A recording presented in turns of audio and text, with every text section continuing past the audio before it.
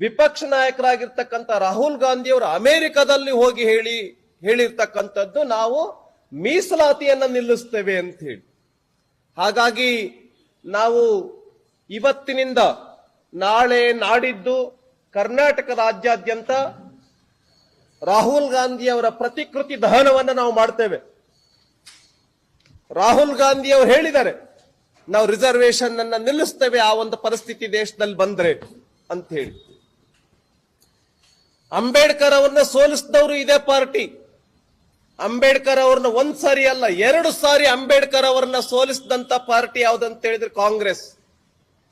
ಸಂವಿಧಾನವನ್ನ ಬರೆದಂತ ಅಂಬೇಡ್ಕರ್ಗೆ ಅವತ್ತೇನು ಅಪಮಾನ ಮಾಡಿದ್ರು, ಈಗ ಮೀಸಲಾತಿಯನ್ನ ರದ್ದು ಮಾಡ್ತೀವಿ ಅಂತ ಹೇಳಿ ಅವರ ವಿಚಾರಕ್ಕೇನೆ ತಿಲಾಂಜಲಿಯನ್ನ ಹೇಳಲಿಕ್ಕೆ ಹೊರಟಿದ್ದಾರೆ. ಆ ದಲಿತರ ಬದುಕಿಗೆನೆ SC STಗಳ ಒಂದು ಮೀಸಲಾತಿಗೆನೆ ನಾವು ಕೊಡಲಿ ಪೆಟ್ಟನ್ನ ಹಾಕ್ತೇವೆ ಅಂತ ಹೇಳಿ ರಾಹುಲ್ ಗಾಂಧಿ ಅವರು ಹೇಳಿದ್ದಾರೆ. ಇದೇನಾ ನೀವು ಅಂಬೇಡ್ಕರ್ ಅವರಿಗೆ ನೀಡ್ತಕ್ಕಂಥ ಗೌರವ?